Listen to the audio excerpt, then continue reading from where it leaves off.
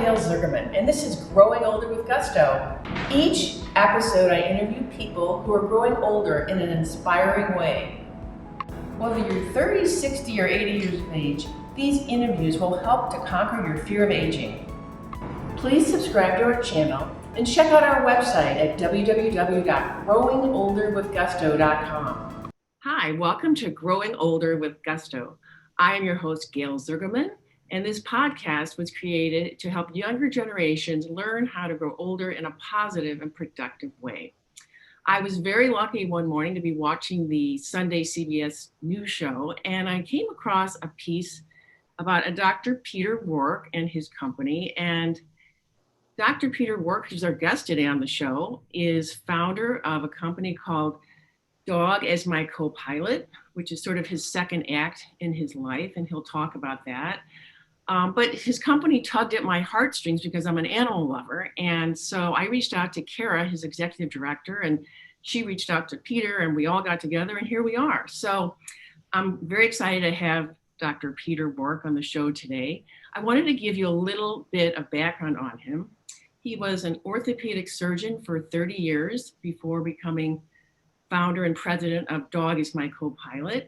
And he turned his attention with his piloting skills, which he'll talk about, and his love of animals to founding this company. So Dog As My CoPilot is what he's involved in. He's passionate about it, and he will tell us all about it. He's a great storyteller. So I'm going to stop talking. I'd like to welcome Dr. Peter Rork to Growing Older with Gusto. So welcome to the show, Peter.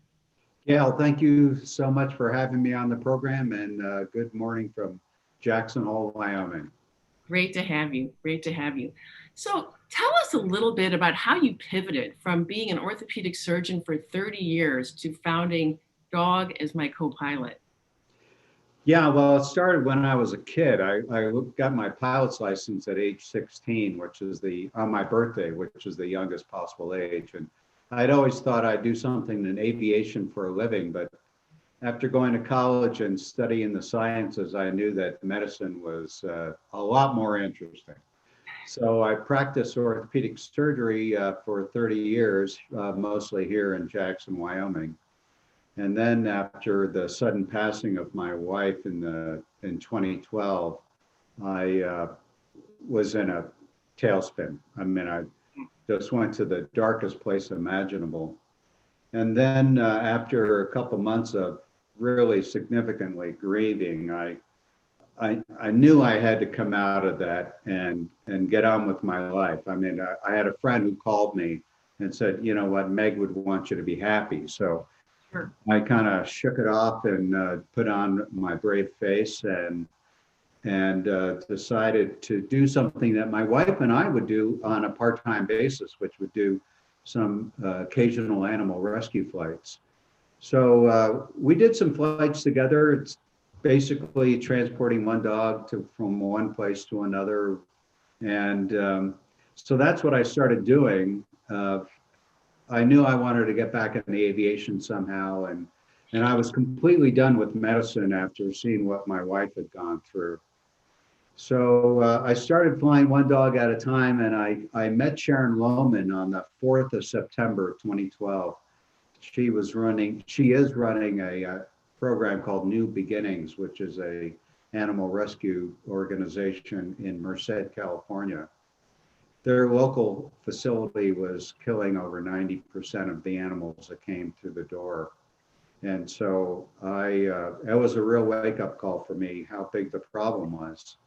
So I took all the seats out of my aircraft. I was flying a Cessna 206 at the time, which is a small 6-seater piston engine aircraft, and started flying for her. And so I was flying 15, 20, 25 dogs at a time, depending on the size of the animals and the size of the crates.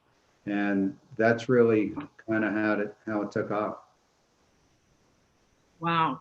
And it's really blossomed. And I know from other conversations that we've had that you're doing a lot of new and exciting things. You did mention once during a conversation that I listened to that you had some kind of hate mail about the company, which I found really interesting. Could you talk a little bit about that and how you kind of resolve that issue? It's interesting that 99 and 44/100% of all the contact that we've had has been positive. But there is that segment out there who will try to find that dark lining in the silver cloud. And I got letters calling me a moron, stupid. I mean, I'm polluting the environment with my aircraft. Right. I should be feeding the hungry. I should be housing the homeless. I shouldn't be transporting dogs I should be transporting children to their new homes. And honestly, I don't know if this show is rated PG, MA or whatever. So I'm just going to say this and you can bleep it out. You know, there are some people, who would complain if they were eating and found a hair in it. And these are the kind of people that would complain when all we're trying to do is identify a problem, address the problem, and offer a solution. And that's what we've done at Dog As My CoPilot. Right. Yeah. And I thought it was interesting. You talked a little bit about how you fly your plane so high that you sort of erase the carbon footprint, or wasn't there something about that you discussed? Which I found fascinating. Yeah. No, well, the higher we fly, the less. As far as polluting the environment. I'm sorry. Yeah. Well, everybody's polluting the environment. Goes from modifying your environment, and that begins even with putting on clothing. That's modifying your environment, and that stuff isn't made without expending some sort of carbon-based energy. So people have to get off that. And honestly, I do recognize that when I fly into cities such as Los Angeles and I look down and I see a gazillion vehicles on the road, I know that that's got to have some sort of negative effect, but that's one person in one vehicle at one time. I'm flying 150 animals in one vehicle at one time. And so, I'll leave the human problems to the humans who want to address that. My issue is with the animals, the creatures that don't have a voice. And that's what we do at Dog As My CoPilot. These animals are going to be euthanized. And keep in mind that for every animal that's in a shelter, there's a human that's responsible. And so I'm just stepping up and doing my part for all the hundreds of humans that are not stepping up and doing their part, and continue to be part of the problem and not part of the solution. Now, not necessarily because they're bad people. Maybe it's out of ignorance, as it was for me when I first started. But now I'm part of the solution, and hopefully this will fall on the ears of your listeners that will cross that line and become part of the solution as well. Great. Let's talk a little bit about the team you've assembled with your company. Yeah, well, there's Kara and there's me, and then there's Kara, and then there's me. So we're really kind of we're a two-person show. Now, we do have a general counsel, Taylor Rork, who's my daughter. Put her through law school, and this is her way of paying me back. And she keeps us out of trouble. She keeps us out of trouble legally. We got a grant from the Petrescue Foundation last year that allowed me to go out and train 3 additional pilots, 2 of whom are still with us, and one of whom just he's not part of the picture. Let me just leave it at that. Okay.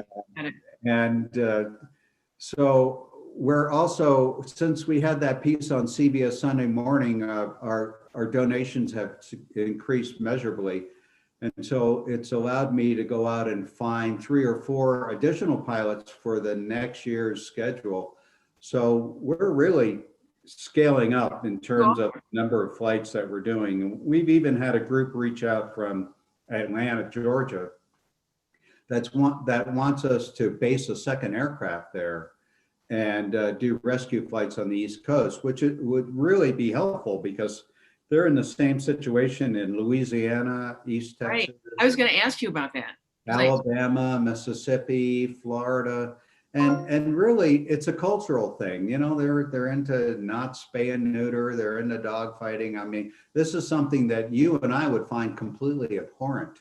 But for them, it's a way of life. They learn it from their parents. They pass it on to their children, and it's really difficult to kind of break that cycle. But you know, little by little, winning one person over at a time. I mean, that's how we hope to do it. And in the meantime, they're killing thousands of animals, perfectly healthy and adoptable animals every single day.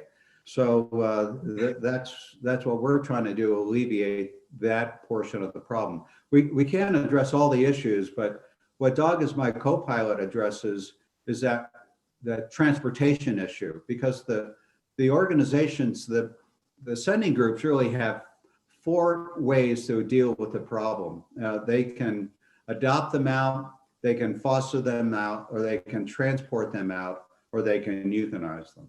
And it's a sad thing. And a lot of these groups don't have transportation as part of their armamentarium.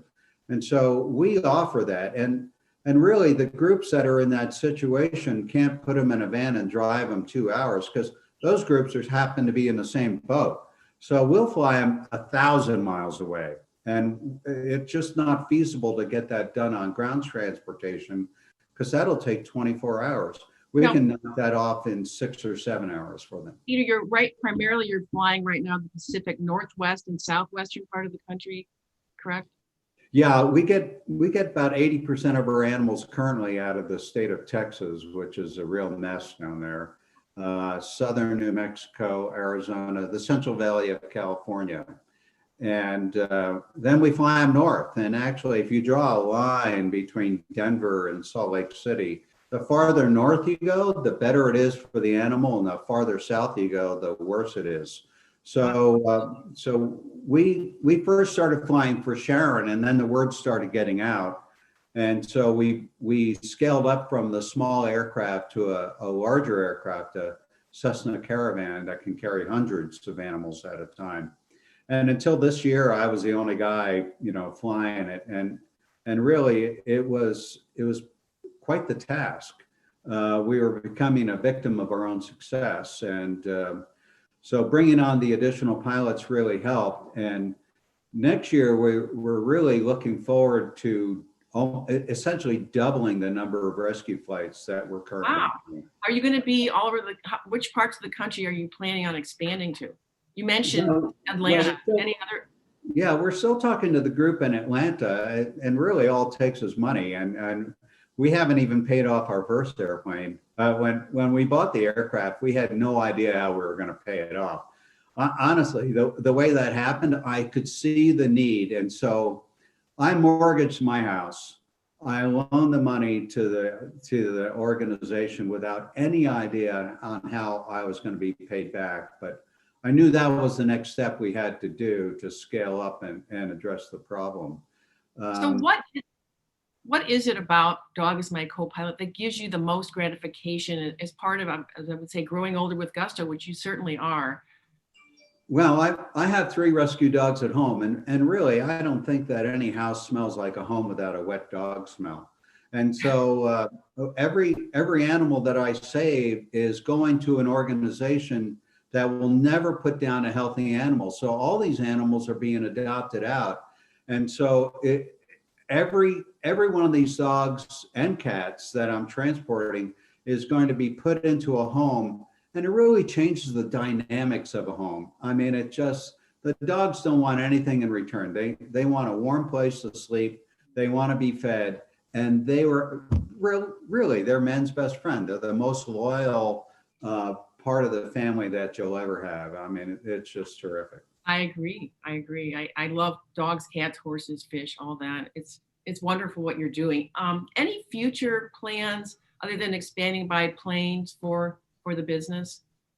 Yeah, well, expansion really is the issue, and it's the only thing that holds us back. Well, 2 things: donations, because we kind of live hand to mouth, and I'm always holding my hand out looking for donations. And the second thing is there are weather issues. Now, fortunately, the pilots that we have are well trained and skilled in flying in all kinds of weather.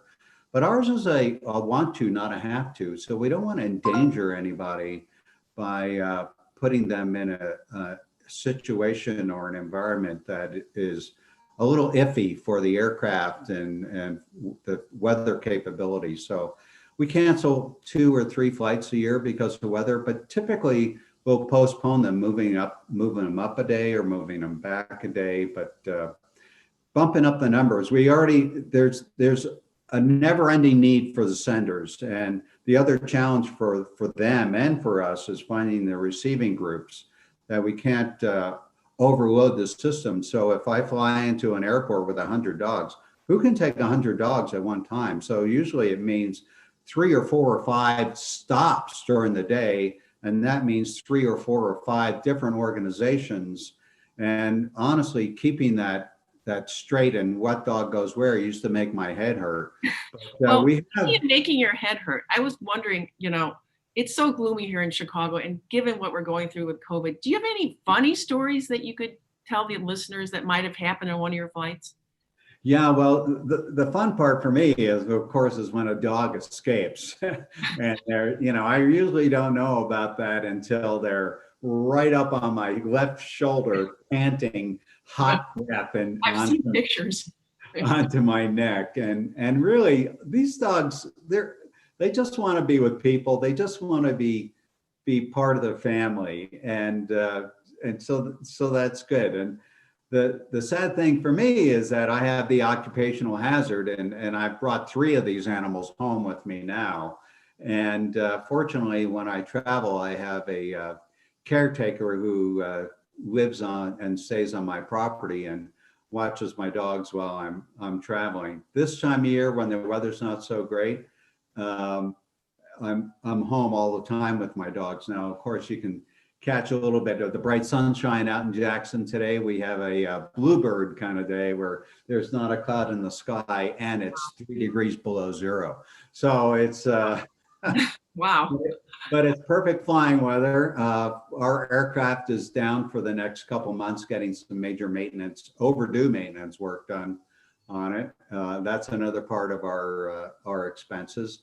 But what about Wonderside, Peter? I know you have a new affiliate, I think, based in Austin, Texas. Wonderside. Yeah, Wonderside is a family organization and based in Austin, Texas, and they have a plant-based product that protects people and pets from pests. A lot of P's in that one, and a perfect alliteration.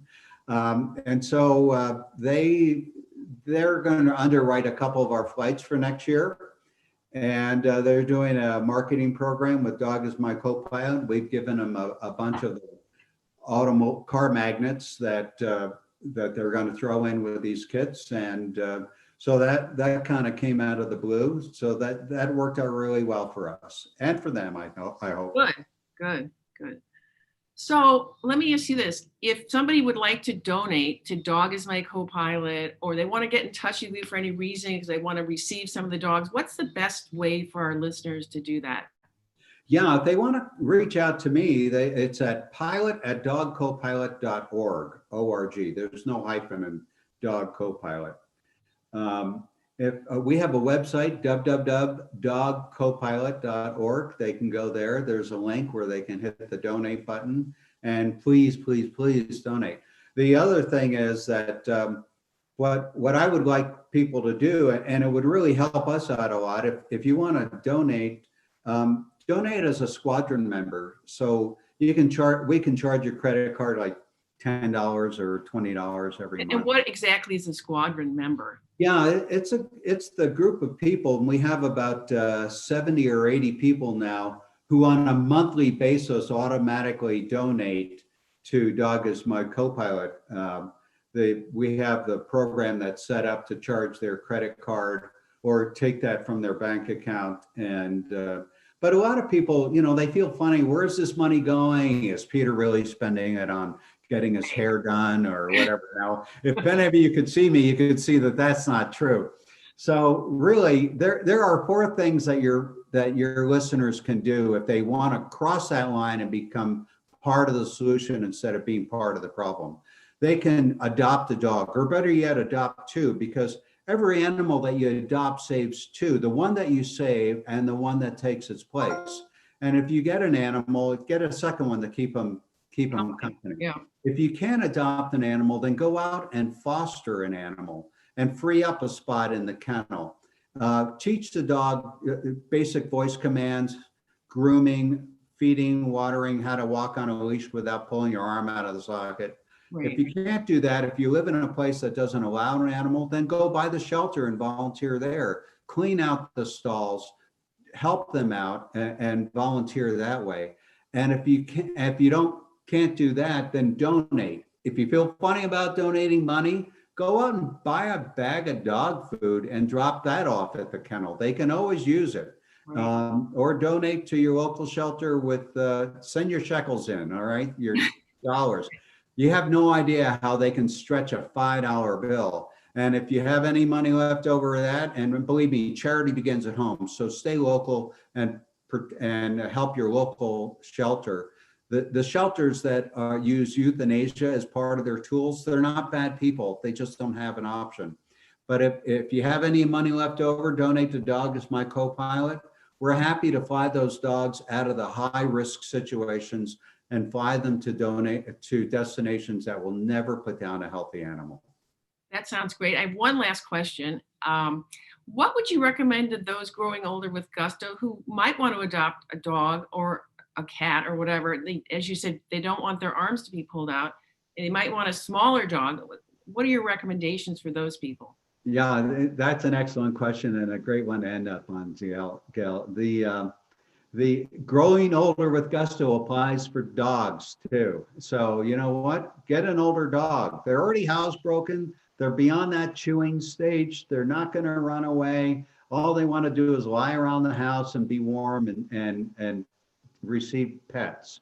Right.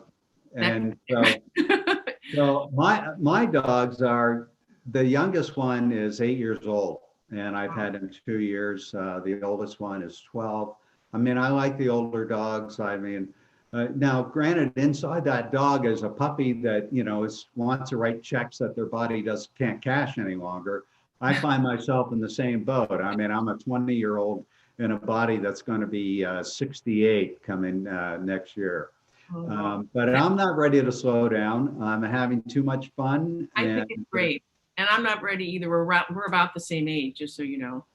Oh, well, nature has been much better to you than to me. Well, my husband's a dermatologist. It helps. Perfect. All right. I have a derm appointment this afternoon.